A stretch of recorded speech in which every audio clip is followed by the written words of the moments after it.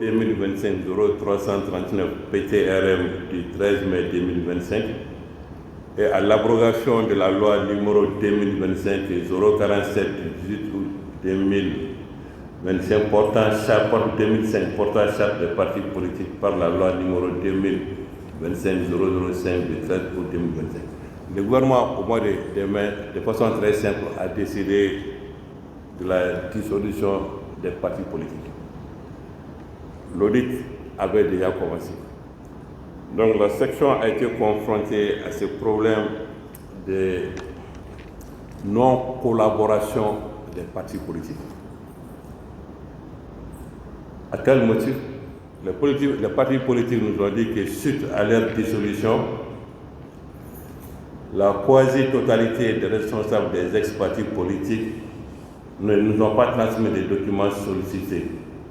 Ils n'ont pas voulu rencontrer les membres de l'équipe de vérification, au motif qu'ils n'ont plus la qualité de responsables, et d'autre part que les sièges ont été fermés et tous les personnels libérés. Cette limitation a amené la section des comptes à revoir l'étendue des travaux et la méthodologie d'audit. Les procédés habituels de vérification tels que les entretiens avec les partis pour collecter ou confirmer certaines informations, les visites de terrain et l'examen physique pour vérifier notamment la réalité des dépenses en termes d'existence, de consistance du patrimoine n'ont pu être mis en œuvre. Parce que les partis politiques ont dit qu'ils n'existent plus, ils ont fermé et ils n'ont plus d'existence. Donc les principaux procédés mis en œuvre ont été, alors face à cette situation, qu'est-ce que la section a fait? Elle a usé de la revue documentaire et la revue analytique. De façon pratique, la revue documentaire et analytique a porté sur les rapports annuels de vérification produits par la section des comptes de la Cour suprême au titre des exercices 2000 à 2023, en ce qui concerne les partis politiques ayant déposé leurs comptes pour ces exercices. Les comptes et les documents annexes déposés à la section des comptes au titre de l'exercice 2024 par 52 partis politiques au plus tard le 31 mars 2025.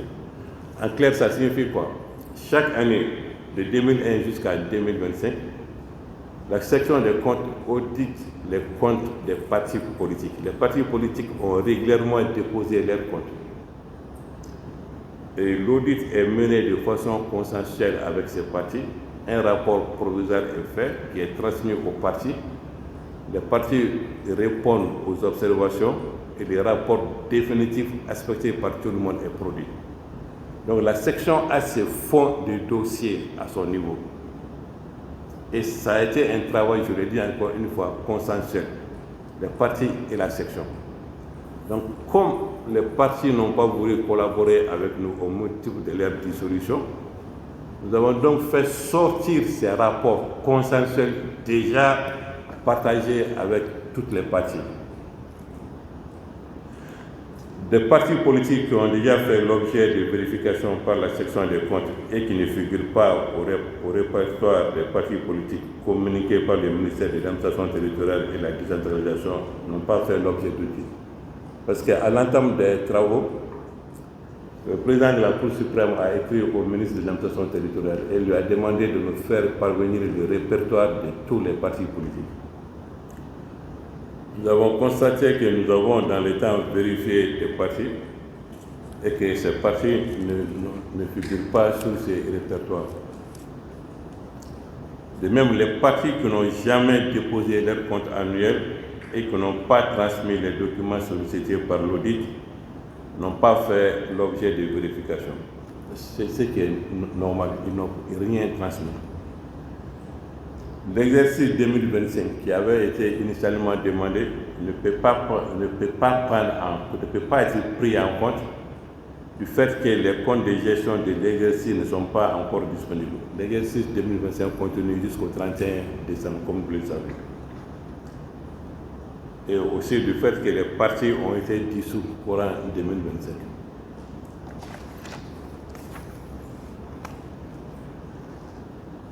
Les travaux de vérification ont porté sur d'abord le répertoire des partis politiques, les ressources, les charges, le patrimoine mobilier et immobilier des partis politiques, la tenue de la comptabilité, l'accomplissement par les partis politiques de la mission d'utilité dont ils sont investis et le respect de leurs obligations fiscales et sociales. C'est sur ces points que l'audit a porté. Maintenant, qu'en est-il du respect du contradictoire?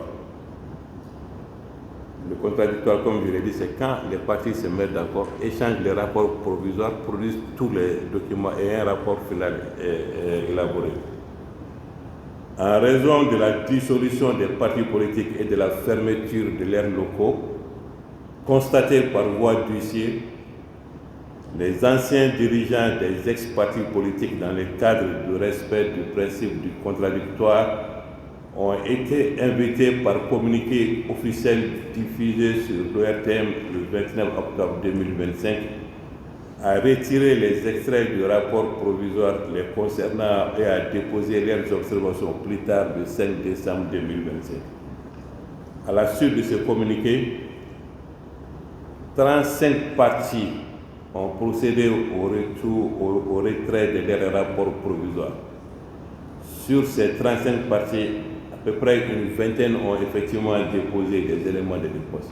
Donc, quelque part, même si ça n'a pas été de façon exhaustive, certains partis sont venus.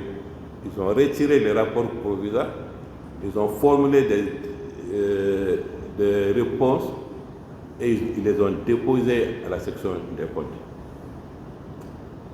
Maintenant, qu'est-ce qui est sorti de cet audit? Quelles ont été nos principales constatations et recommandations? Comme je vous l'ai dit, l'audit, c'est une position impartiale. La section des comptes est une juridiction, la juridiction suprême. Donc, ce n'est pas une sorte d'affiliation à une institution qui vient de qui qu'il s'assoit. Mais l'effort est de faire un travail objectif qui interroge à la fois les partis politiques et qui interroge aussi les gouvernements par rapport à leurs obligations. Tout le travail a été fait dans cette optique. Concernant le répertoire des partis politiques, je vous ai dit que c'est le ministre de l'administration territoriale qui nous a communiqué ce répertoire. À l'examen de ce répertoire, il ressort que le nombre de partis politiques est de 295 au lieu de 297. En effet, les noms des deux partis se sont répétés. Il s'agit du parti Initiative pour la concrétisation des attentes du peuple ICAP et le parti Malidéon Akilina PMH. Donc ces noms se sont répétés deux fois. Nous avons constaté également que les récépissés de 21 partis politiques ne comportent pas une information essentielle, à savoir la date qui, selon les dispositions de l'article 5 de loi gérant la charte des partis politiques abrogée, permet de savoir à partir de quand le parti a acquis la capacité juridique. Ces numéros de récépissés ne comportent pas, dans certains cas, le cycle de l'autorité signataire.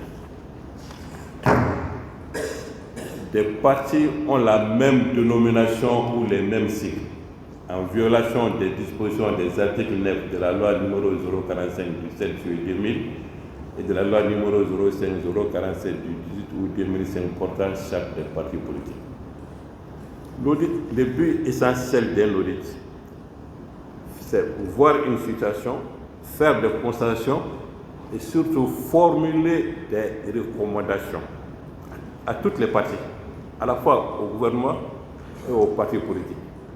Donc par rapport à ce répertoire, voici les recommandations que nous avons formulées à l'intention du gouvernement, précisément du ministre chargé de l'administration territoriale. On lui demande de veiller à la tenue d'un répertoire exhaustif et régulièrement mis à jour des partis politiques, comportant l'ensemble des informations essentielles prévues par la législation en vigueur, à savoir le numéro et la date du récépissé, la dénomination, les sigles, etc. Nous lui avons demandé aussi d'assurer le respect strict des dispositions légales relatives à la dénomination et au cycle des partis politiques, afin d'éviter toute duplication ou confusion entre formations politiques. Et finalement, de renforcer les mécanismes de contrôle administratif pour garantir la conformité des documents délivrés et prévenir les irrégularités constatées. Le second point, c'est la transmission des documents. Nous avons constaté que 151 partis, soit 51,2% du total des partis politiques, n'ont jamais déposé leur compte annuel à la section des comptes. Jamais. 151 partis. En violation des dispositions de la charte des partis politiques selon lesquelles les partis politiques sont tenus de déposer au plus tard le 31 mars de chaque année leur compte annuel de l'exercice précédent auprès de la section des comptes de la Cour suprême. Donc 51,2% des partis politiques n'ont jamais déposé leur compte annuel. Nous avons constaté également que 120 partis politiques n'ont pas régulièrement déposé leur compte. Par contre, 24 partis ont régulièrement déposé leur compte. La liste de tous ces partis figure dans les annexes du rapport. Je vous rappelle que le rapport d'audit, voilà, ça fait 1045 pages. En termes de recommandations, comme vous le savez, la redevabilité étant un principe cardinal de bonne gouvernance, la Cour recommande pour l'avenir aux partis politiques de déposer régulièrement leurs comptes de gestion à la Cour des comptes, à la section des comptes. Au gouvernement de sanctionner le manquement à cette exigence en insérant dans la future charte des partis politiques des dispositions relatives au retrait du récépissé, c'est-à-dire la dissolution, pour tout parti politique qui, au terme des 3 exercices, n'aurait pas déposé ses comptes de gestion. Parce que qu'est-ce qui se passe aujourd'hui? La charte qui vient d'être abrogée n'a prévu aucune disposition, aucune sanction pour les partis politiques qui n'auraient pas déposé leur compte de gestion. Il n'y a pas de sanctions. Donc la Cour recommande à l'avenir que des sanctions soient prises par rapport à cet état de fait. Maintenant, concernant les ressources des partis, sur la situation globale des ressources, les 144 partis qui ont déposé au moins une fois un compte de gestion ont déclaré des ressources s'élevant à 42 milliards 145 254 688 francs CFA au titre des exercices pour les comptes ont été déposés. Ces ressources se répartissent comme suit. Les ressources propres des partis, leur propre argent, si vous voulez, 16 milliards 646 845 105 francs. L'aide financière de l'État, 24 milliards 624 625 311 francs. Et les autres ressources, c'est-à-dire les dons et appuis, 873 784 272 francs. Il ressort donc que le montant de l'aide financière accordée par l'État et enregistré au niveau des comptes de gestion des partis politiques représente 58,4% de leurs ressources totales et 147,9% de leurs ressources propres, ce qui dénote une prédominance de l'aide financière de l'État dans les ressources des partis politiques. C'est les chiffres. Ce n'est pas de la falsification. L'État soutient les partis politiques. 13 de ces 144 partis politiques ont des ressources totales supérieures à 500 millions de francs CFA. Les ressources de ces 13 partis représentent 73,2% des ressources des 144 partis et l'aide financière reçue par eux représente 82,4% de la totalité des aides financières octroyées aux 144 partis politiques. C'est des chiffres, comme le dirait l'autre, les chiffres sont têtus. Recommandations. Dans une perspective de bonne gouvernance et de consolidation de la vie démocratique, la Cour recommande d'abord aux partis politiques de mettre en œuvre des stratégies de diversification de leurs ressources propres, que ce soit les cotisations, les activités génératrices de revenus, la valorisation du patrimoine, etc. Afin de renforcer leur autonomie financière et de réduire leur dépendance à l'aide publique, tout en évitant les recours à l'emprunt bancaire. Aujourd'hui, les partis, c'est l'État qui les soutient.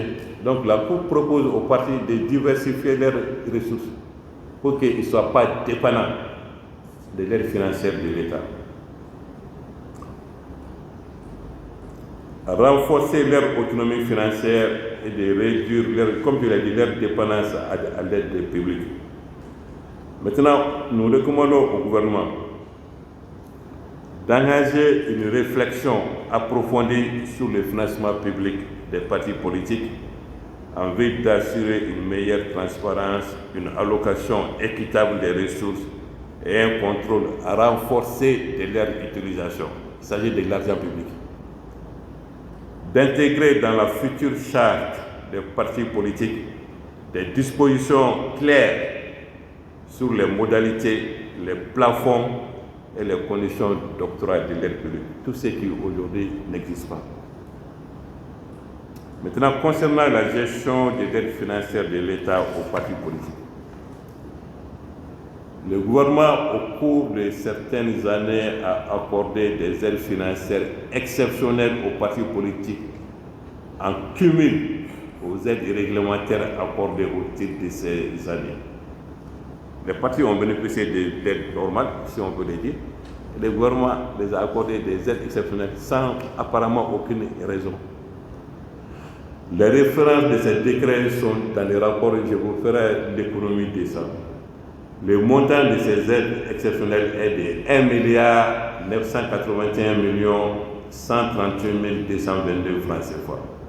En outre, la Cour a constaté que les critères retenus pour la répartition de ces aides exceptionnelles ne sont pas conformes à ceux prévus par les lois susmentionnées.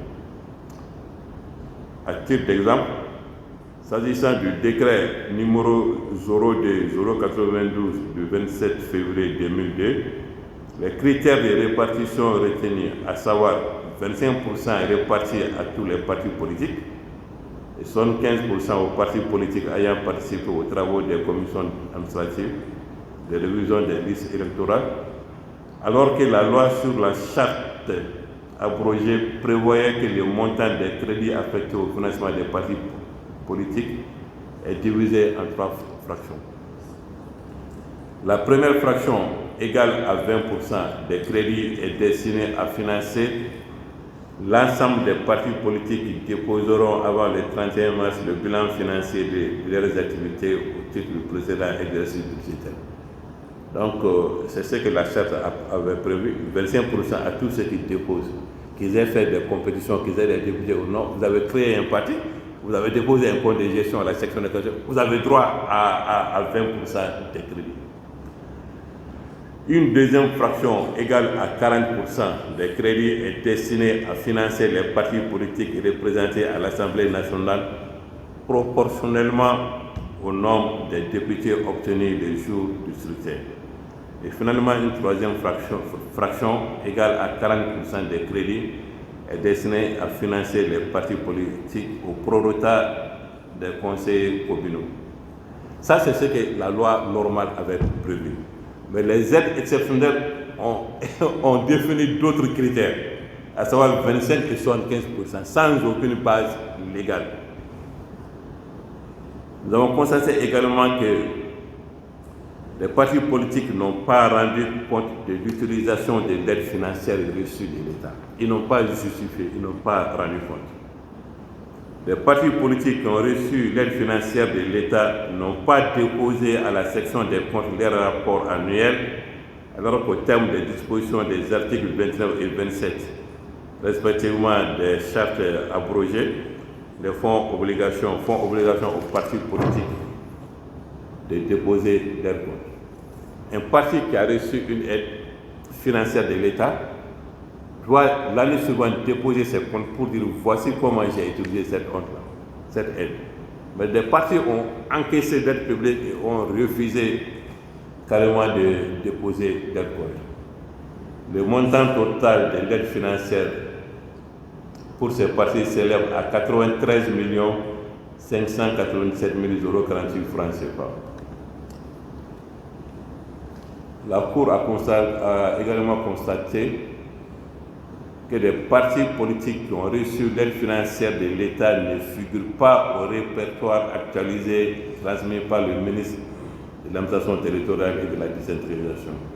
Soit du fait, là nous sommes très prudents, soit du fait que ces partis ont été fusionnés avec d'autres partis, ou alors ces partis ont cessé toute activité. Il s'agit notamment du Parti de l'indépendance, de la démocratie et de la solidarité du PIDS, de l'Union des Maliens pour le progrès UMP, de l'Union malienne Rassemblement démocratique africain USRDA, et Union soudanaise Rassemblement démocratique africain. L'autre c'était UMRDA et ça c'est USRDA. Les comptes de ces partis n'ont pas fait d'objet de vue parce qu'ils ont fusionné. Donc cette fusion a fait qu'ils n'ont pas déposé des comptes de gestion. Au titre des exercices examinés, le montant total de l'aide financière non comptabilisée par les partis politiques s'élève à 171 369 269. Ça, c'est encore un autre constat. Nous avons vu que des partis politiques qui ont reçu d'aide publique ne l'ont pas comptabilisé. La liste de ces partis aussi figure dans le rapport. L'aide financière attribuée aux partis politiques au cours des 10 derniers exercices, c'est-à-dire de 2009 à 2018, hormis l'exercice 2018, n'a pas été déterminée sur la base des recettes fiscales de l'année précédente. Ça, c'est une constatation qui a été faite et qui va à l'encontre du gouvernement. Sur les 10 exercices de 2009 à 2018, le gouvernement, au terme des décrets, a attribué une aide financière totale de 20 milliards 295 158 263 francs aux partis politiques. La section des comptes, sur la base de 0,25% des recettes fiscales de l'année précédente, a calculé par année les montants de l'aide financière qui devraient être attribués aux partis politiques. C'est ce que la loi a dit. L'aide financière est calculée sur la base de 0,25% des recettes fiscales de l'exercice précédent. Le montant total de l'aide financière à répartir aux partis sur la même période, c'est-à-dire de 2009 à 2018, ainsi calculé, est de 22 milliards 124 151 641 francs CFA, soit un écart de 1 milliard 828 993 360 francs CFA par rapport au montant total accordé par le gouvernement par différents décrets. Ça, c'est une réalité aussi. Le calcul par le gouvernement de l'aide financière sur ces 10 années ne nous semble pas très juste. En conclusion, pour ces 10 exercices budgétaires, le montant de l'aide financière attribuée aux partis politiques n'a pas été calculé sur la base de 0,25% des recettes fiscales de l'année précédente. Maintenant, autre constat. Le gouvernement, en dépit des circonstances exceptionnelles du fait de la crise multidimensionnelle, a continué à accorder une aide financière aux partis politiques au titre des exercices 2013 à 2018. au titre des exercices 2013, 2014, 2015, 2016, 2017 et 2018 payés en 2019 et 2020, le gouvernement, par différents décrets, a octroyé aux partis politiques une aide financière d'un montant total de 14 milliards 414 millions 68 798 francs, sur lesquels 13 milliards 991 millions 435 788 francs CFA ont été répartis, alors que le pays fait face à une crise multidimensionnelle induisant d'énormes contraintes budgétaires. Si en situation normale, en situation de paix et de stabilité, l'État a le devoir, pour le respect de la loi, d'accorder l'aide aux partis politiques, en cas de situation exceptionnelle, l'État aurait dû mettre fin à cette aide. Ce n'a pas été le cas.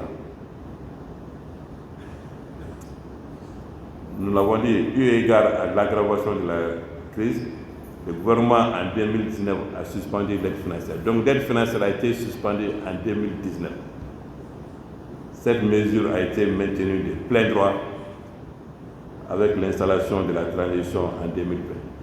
Donc de 2019 jusqu'à aujourd'hui, il n'y a plus d'aide financière. Mais l'aide financière a été payée de 2013 à 2018. Alors que, comme vous le savez tous, le pays traversait une situation de crise. Nous n'avons pas compris pourquoi le gouvernement à l'époque, je l'ai dit, ont continué à payer cette aide financière, bien que le pays traversait des situations tumultueuses. C'est le moins qu'on puisse dire. Recommandation.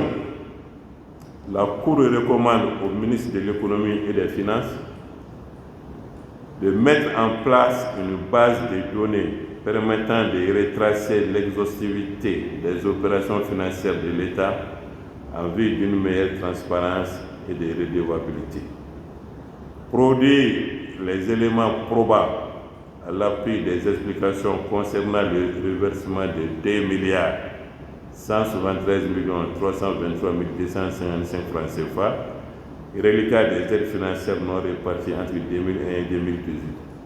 Procéder à l'annulation du montant de 2 milliards 954 millions mis en dépôt au titre de l'aide financière de l'État aux partis politiques pour l'exercice 2019.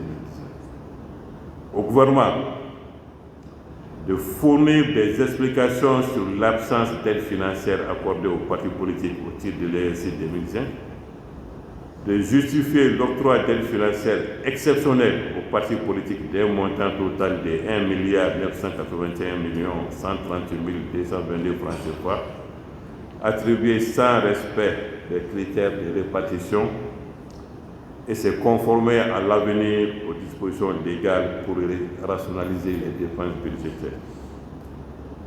Toujours au gouvernement, prévoir dans la future charte des partis politiques la production d'un compte détaillé d'utilisation de l'aide financière à joindre au compte de gestion. Nous en viendrons à ça quand nous aborderons le chapitre des dépenses. Retenir à l'avenir les recettes fiscales de l'année précédente comme base de calcul de l'aide financière aux partis politiques et indiquer cette précision dans la future charte. Prendre le décret de répartition de l'aide au plus tard en juillet de l'année concernée afin d'établir la situation des recettes fiscales. Justifier l'octroi d'une aide financière totale de 13 milliards 991 millions 435 790 francs aux partis politiques sur la période de crise, c'est-à-dire 2013-2018, alors que le pays faisait face à une crise multidimensionnelle sur la période de crise, c'est-à-dire 2013-2018, alors que le pays faisait face à une crise multidimensionnelle et d'énormes contraintes budgétaires. Mettre en place une application pour une meilleure gestion de l'aide financière aux partis politiques. Engager une réflexion globale sur le financement public des partis politiques dans le cadre de l'élaboration d'une nouvelle charte. Maintenant, les recommandations aux partis politiques. Justifier l'utilisation des montants reçus par ceux qui n'ont pas comptabilisé l'aide financière ou n'ont pas déposé de compte à la section des comptes. Il s'agit encore une fois des fonds publics. Comptabiliser toutes les aides financières reçues et rendre compte de leur utilisation dans le cadre de la redevabilité. Maintenant, le chapitre concernant la justification de la provenance des ressources par les partis politiques. L'équipe de vérification a constaté que des ressources d'un montant de 2 milliards 79 87 072 francs CFA, que ce montant n'est pas justifié par les partis politiques. En tout, plus de 2 milliards de ressources n'ont pas été justifiées, car aucune pièce n'a été produite, tout simplement par rapport à la provenance de ces ressources. En outre, les ressources d'un montant de 1 milliard 76 213 770 francs CFA sont justifiées par des pièces non conformes. Soit il n'y a pas de pièces, ou bien les pièces qui sont produites ne sont pas conformes. Recommandation. La Cour recommande aux partis politiques concernés de justifier leurs ressources. Moi, je parle ici de façon globale, c'est un résumé que je vous fais. Mais encore une fois, je le répète, les situations détaillées sont dans les rapports. Partie par partie, exercice par exercice. Maintenant, concernant les dons, legs et libéralités. 35 partis politiques ont reçu des dons d'un montant total de 90 744 645 francs CFA, qui n'ont pas été déclarés au ministre de l'administration territoriale, en violation de la charte des partis politiques. Pour 16 de ces 35 partis, les montants des dons reçus dépassent les plafonds autorisés, soit 55% du montant total des ressources propres du parti. C'est l'article 24 de la charte que les partis même ont élaboré avec le gouvernement à l'époque qui précise que les dons et legs reçus ne doivent pas dépasser 50% de leur montant total des ressources propres. Or, 16 de ces 35 partis politiques qui ont déposé ont dépassé ça. Recommandations. La Cour recommande pour l'avenir aux partis politiques le respect des plafonds fixés pour les dons et l'obligation de déclaration. La charte est claire. Quand un parti reçoit des dons, il doit déclarer au ministre de l'administration territoriale. Ça n'a pas été fait, tout simplement. Nous recommandons effectivement aux partis le respect des plafonds fixés et nous recommandons au gouvernement de prévoir dans la future charte des sanctions pour le défaut de déclaration des dons et le dépassement des plafonds fixés par le gouvernement. Il n'y a aucune sanction. La charte n'a prévu aucune sanction pour les partis en cas de défaillance. Aucune sanction. Maintenant, j'aborde le volet relatif aux dépenses. La constatation est que les dépenses totales déclarées par les 144 partis qui ont déposé au moins une fois un compte de gestion se chiffrent à 41 milliards 64 179 763 francs CFA. 13 de ces 144 partis politiques ont des dépenses totales supérieures à 500 millions de francs CFA. Leurs dépenses s'élèvent à 32 milliards 320 270 304 francs. Ils représentent 78,7% des dépenses des 144 partis politiques. L'examen des pièces indique que des dépenses d'un montant total de 2 milliards 609 338 169 francs CFA ne sont justifiées par aucune pièce. Des dépenses s'élevant à 1 milliard 708 448 311 francs CFA sont justifiées par des pièces non conformes. Encore une fois, je le précise, ce n'est pas sur un seul exercice. C'est sur la période de l'exercice de 2001 jusqu'à 2024. Ce n'est pas que tel parti à lui seul n'a pas justifié 2 milliards, non, mais c'est un ensemble. Encore une fois, les détails sont dans les rapports. En recommandation, la Cour recommande au gouvernement d'inscrire dans la future charte des sanctions administratives ou pénales pour les partis qui ne justifieraient pas leurs dépenses par des pièces conformes. aux partis politiques concernés, justifiez vos dépenses. C'est ça la recommandation. Quand vous recevez des fonds, que ce soit vos fonds propres, des fonds, la subvention de l'État, vous avez utilisé, produisez des pièces justificatives. C'est aussi simple que ça. Maintenant, concernant le patrimoine mobilier et immobilier, la constatation est que la dissolution des partis politiques suivie par la fermeture des sièges des 10 partis n'a pas permis à l'équipe de mission de visiter les sièges en vue de vérifier la réalité des dépenses en termes d'existence, en termes de consistance du patrimoine mobilier et immobilier. Les partis nous ont dit que non, nous avons libéré. Le gouvernement nous a dit de libérer et de fermer. On a libéré, on a pris des sièges. De l'exploitation des rapports annuels de vérification des comptes de gestion des partis politiques, il ressort qu'à part certaines grandes formations politiques, les partis politiques ne disposent pas de sièges avec les bureaux et salles de réunion équipés pour le bon fonctionnement. Vous savez, des fois, les sièges de certains partis, c'est une chambre et payer une table et quelques sièges. La tenue de la comptabilité matière se limite à un inventaire sommaire. Recommandation. La Cour recommande pour l'avenir aux partis politiques de se doter de sièges fonctionnels et accueillir la comptabilité matière. Elle recommande au gouvernement de prévoir dans la future charte des partis politiques des exigences minimales en termes de salles de réunion et de bureaux équipés pour les sièges nationaux des partis. Parce que ce n'est pas malheureusement le cas au niveau de tous les partis politiques.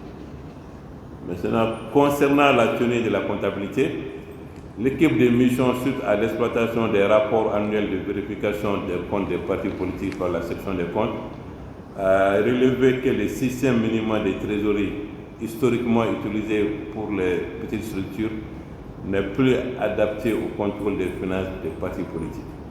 En fait, au moment de l'élaboration de la charte et du manuel, les partis politiques, l'administration territoriale et la section des comptes se sont mis d'accord sur que bon, on ne va pas compliquer la vie aux partis politiques, on ne va pas les dire de tenir une comptabilité à bonne et due forme. Ils vont faire juste ce qu'on appelle les SMT, le système minimal de trésorerie, qui est très très simple. Aujourd'hui, certains partis politiques ont des budgets qui dépassent 100 millions de francs CFA, ce qui implique des opérations complexes, subventions, dons, dépenses électorales, fonctionnement et tout. Le système minimal de trésorerie limite la capacité des organes de contrôle à détecter les irrégularités et ne permet pas de garantir la traçabilité, la transparence et la fiabilité des comptes. Recommandations. Afin d'assurer une gestion financière conforme aux standards modernes et adaptée à l'ampleur des flux, la Cour recommande au gouvernement de remplacer le système minimal de trésorerie par le Cisco-ADA, qui offre un cadre comptable harmonisé, structuré, reconnu dans l'espace OADA. De former les trésoriers et responsables financiers des partis politiques à l'application du Cisco-ADA. L'accomplissement de la mission d'utilité publique. C'est ça même. Les partis ont été créés essentiellement par rapport à ça. Une mission d'utilité publique, d'éducation des citoyens. La section des comptes a constaté que seulement quelques formations politiques ont signalé au titre de la catégorie autres dépenses la prise en charge des perdièmes pour des formations des militants sans autres détails. Dans les comptes de gestion déposés, nous ne voyons pas la traçabilité des dépenses engagées pour la mission d'utilité publique, sauf pour quelques formations, comme je l'ai dit, vont présenter des pièces relatives à des perdièmes pour des formations. Peut-être que certains partis le font, mais la preuve n'est pas dans leur compte de gestion tout le temps. Pour la majorité des partis politiques, aucune dépense de formation des militants n'est signalée dans les dépenses. C'est les comptes, c'est les chiffres. Par conséquent, la section des comptes n'est pas en mesure d'attester que ces partis politiques remplissent leurs obligations de formation de leurs membres. Nous travaillons sur la base des pièces. Si on ne voit pas, on ne peut pas attester. En ce qui concerne la participation au processus électoral, plus de 100 partis politiques ont été créés sur la période de 2018 à 2023. Ils n'ont, en conséquence, jamais participé à des élections. La participation régulière aux élections demeure le fait de quelques anciennes grandes formations politiques. Au bénéfice de ce qui précède, la section des comptes n'est pas en mesure d'attester que les ex-partis politiques ont accompli de façon satisfaisante leur mission d'utilité publique. Je l'ai dit encore, c'est sur la base des pièces probantes. Et les recommandations. La Cour, pour une efficacité des aides financières, recommande au gouvernement pour l'avenir d'insérer dans la future charte des dispositions relatives à l'utilisation de l'aide financière. Je le répète encore, aujourd'hui ça n'existe pas. L'État donne de l'argent aux partis et ne dit pas aux partis, vous devez utiliser mon argent à tel poste, à tel poste. N'en faites pas des dépenses de prestige, n'en faites pas uniquement des missions. Mais l'État ne dit pas ça. Il prend l'argent, il donne aux partis. Donc les partis aussi, ils utilisent ça. Par rapport aux élections, elle recommande au gouvernement de prévoir dans la future charte des partis politiques la possibilité du retrait du récépissé, autrement dit la dissolution, à tout parti politique qui ne participe pas au processus électoral, que ce soit la révision des listes électorales, la formation des électeurs, les élections, les dépouillements. Maintenant, concernant le respect des obligations fiscales et de sécurité sociale, la section des comptes, à partir des rapports annuels de vérification des comptes des partis politiques, n'est pas en mesure d'attester le respect de ces dispositions. En effet, la plupart des ex-partis qui ont déposé au moins une fois un compte de gestion ne fournissent pas d'informations détaillées par rapport aux charges du personnel. Ceux qui ont fourni des indications sur les retenues des charges fiscales et des cotisations sociales n'ont pas produit les preuves de leur versement, soit à l'INPS ou aucune preuve. Les limitations n'ont pas permis de collecter les détails sur le retenu et paiement des charges fiscales et de protection sociale et de procéder à un recoupement de ces informations auprès des personnels et des services des impôts et de sécurité sociale pertinents. Recommandations. La Cour recommande pour l'avenir aux partis politiques le respect de leurs obligations fiscales et de sécurité sociale. Autrement dit, qu'ils fassent des contrats avec leur personnel et qu'ils procèdent au reversement des retenues sociales. Elle recommande également au gouvernement, dans la perspective de l'élaboration de la nouvelle charte et du manuel y afférent, d'exiger des partis politiques la production de la situation des retenues et des reversements dans le cadre de la production du compte annuel de gestion. Maintenant, mesdames et messieurs, j'aborde la dernière partie, la conclusion. Au terme de cette vérification et en dépit de toutes les difficultés connues, de toutes les limitations dont j'ai précédemment parlé, il ressort que 295 partis politiques sont répertoriés par le ministre en charge de l'administration territoriale. Sur ces 295 partis, 144 ont déposé au moins une fois un compte de gestion à la section des comptes de la Cour suprême. Les ressources totales de ces 144 partis s'élèvent à 42 milliards 145 millions, compte des dépenses de 41 milliards 64 millions 169 763. Principaux constats relatifs aux ressources, c'est en fait un résumé de tout ce qui vous a été dit. Les ressources d'un montant total de 3 milliards 155 millions 300 842 francs ne sont pas justifiées par des pièces probantes. Les dons, legs et libéralités Les 90 744 645 francs CFA n'ont pas été déclarés au ministre chargé de l'administration territoriale, en violation effectivement des dispositions de la charte.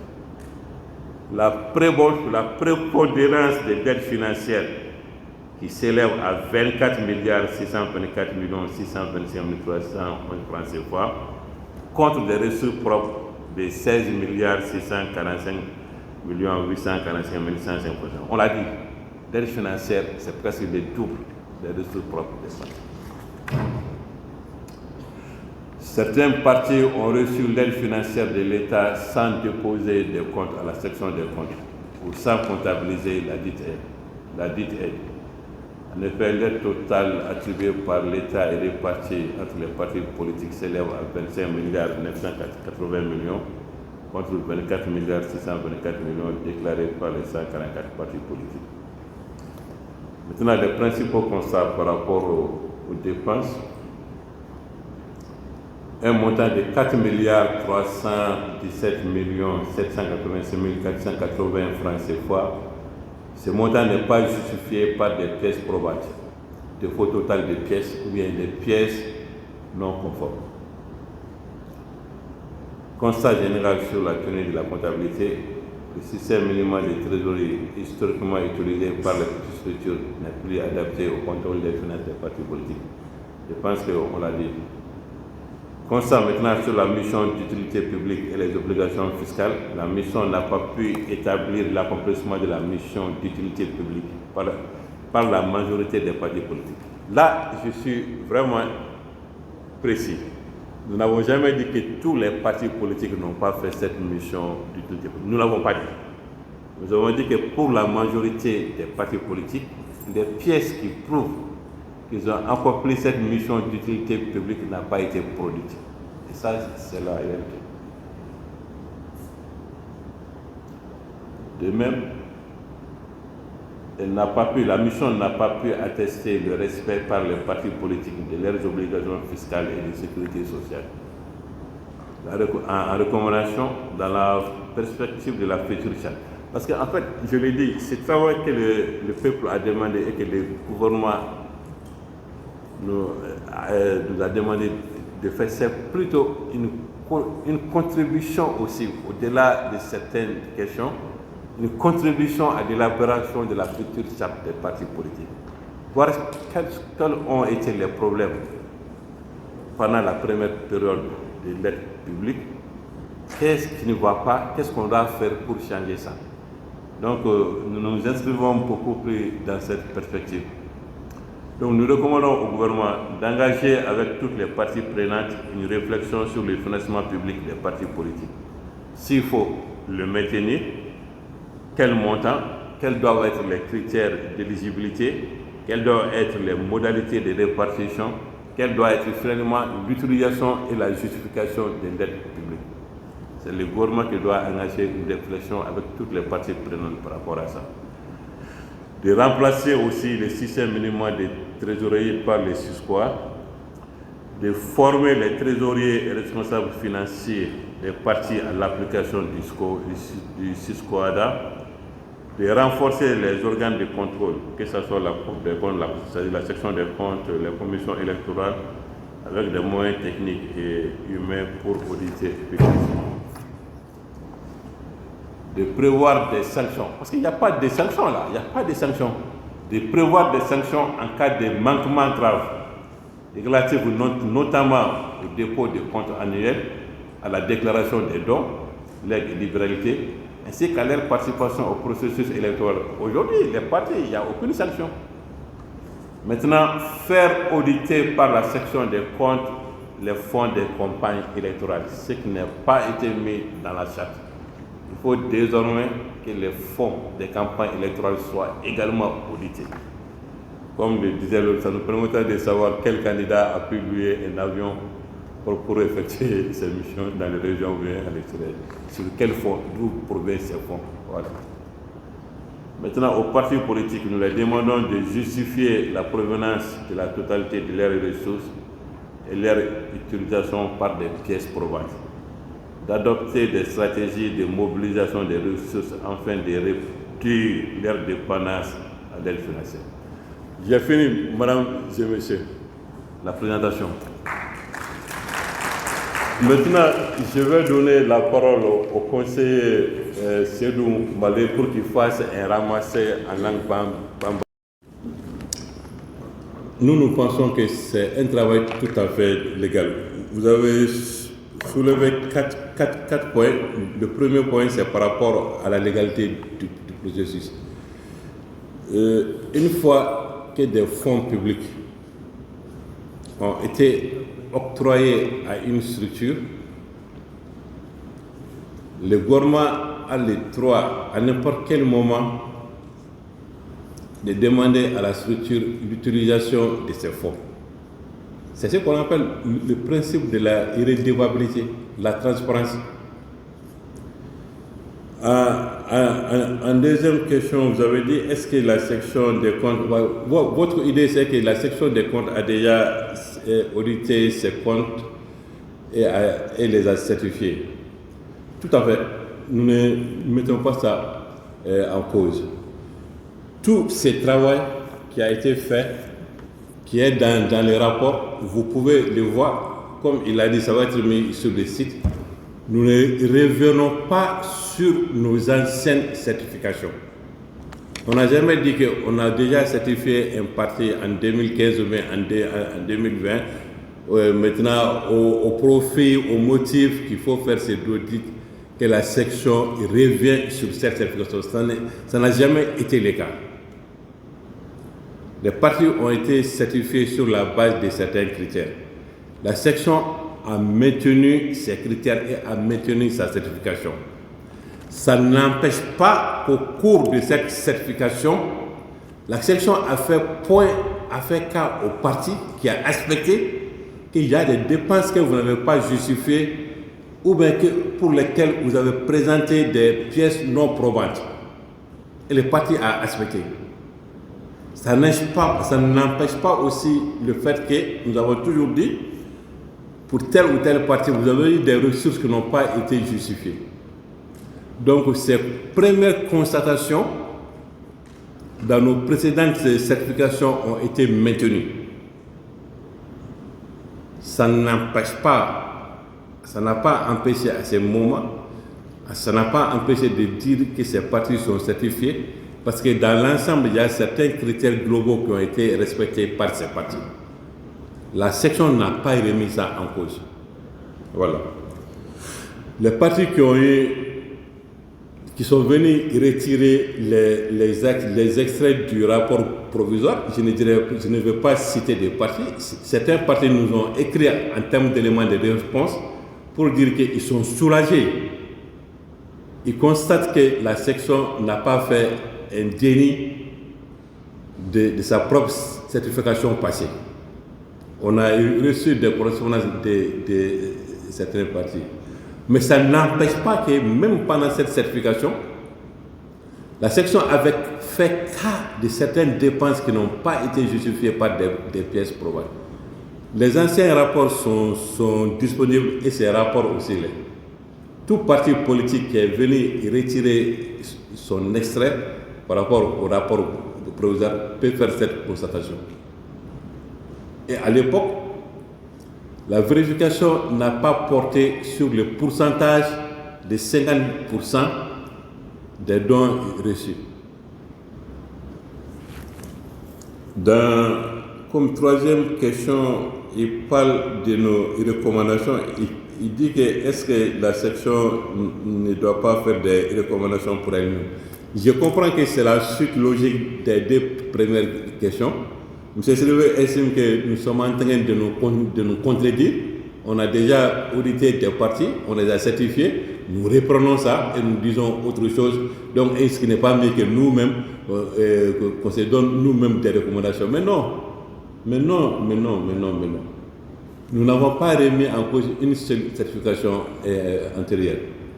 Mais nous avons maintenu encore une fois les questions relatives à des dépenses qui n'ont pas été justifiées par des pièces probables, à des ressources qui n'ont pas été aussi. Donc, j'estime que nous n'avons pas à nous donner des recommandations. Nous avons tenu à faire ce travail, encore une fois, de la façon la plus objective et la plus impartiale. C'est vrai qu'à l'époque, il y avait certainement des malentendus entre le gouvernement et les partis politiques. Bon, certains partis politiques ont pensé que la section est aux ordres, la cour est aux ordres, et voit elle aussi, mais non. Au Mali, la justice, en tout cas au niveau de la Cour suprême, nous sommes franchement indépendants et nous maintenons nos positions. L'audit a été fait de la façon la plus objective. Ce que nous reprochons au gouvernement, on l'a dit, au ministre de l'administration territoriale, on l'a dit, au ministre de l'économie et des finances, on l'a dit. Ce que nous reprochons de façon globale au gouvernement, on l'a dit. En même temps, aux partis politiques aussi. Voilà. Donc, en quatrième sous-question, il demande l'absence de sanctions. Est-ce que le refus de déposer? Mais en fait, ce que nous voulons dire, c'est que la charte, encore une fois que les partis politiques ont élaboré avec les gouvernements de l'époque, faisait obligation aux partis, entre autres, de déposer des comptes de gestion. Mais n'a pas dit un parti qui ne dépose pas son compte de gestion, voici sa section. Non, c'est la section des comptes justement qui sanctionnait en refusant, dans certains cas, la certification.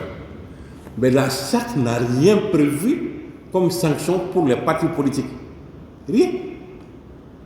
Elle n'a pas dit, par exemple, sous d'autres pays, c'est comme ça qu'un parti qui ne remplit pas ses obligations par rapport à la charte, elle soit suspendu, à la limite dissous même. Mais nos deux chartes n'ont jamais prévu ça. C'est ce que nous disons par absence de sanctions. Voilà, ça c'est par rapport à Sylvie. Mes collègues, si vous voulez, Koueta, si vous voulez, parce qu'en fait, notre exercice, c'est de vous donner le maximum d'informations. Le président de la section ne monopolise pas les réponses. Il dit ce qu'il en pense, en même temps, il donne la parole à ses collaborateurs pour qu'au cas où c'est nécessaire, qu'ils apportent aussi d'autres éclaircissements. Oui, ça c'est bon. Bon, maintenant, Ousmane Bamba. Ah, voilà. Vous avez dit que des partis ont fait. Est-ce que des partis ont fait des restrictions pendant. Non, en fait, les partis n'ont pas. Parce que déjà, le décret de propagation a été pris. Donc, les partis ont dit que non, on ne peut pas collaborer avec vous parce que nous n'avons plus d'existence légale.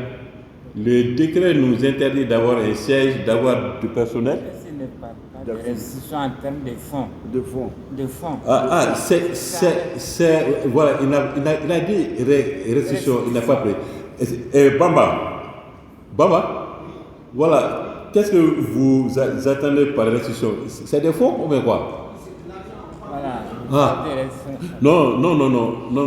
Aucun parti depuis le début de l'audit jusqu'à aujourd'hui. Parce qu'en fait, pour qu'il fasse. Non, nous n'avons pas eu connaissance qu'il y a eu des restrictions de fonds. Voilà, là, je suis catégorique. Voilà, donc on a fini cette première série de questions. Est-ce qu'il y a d'autres questions?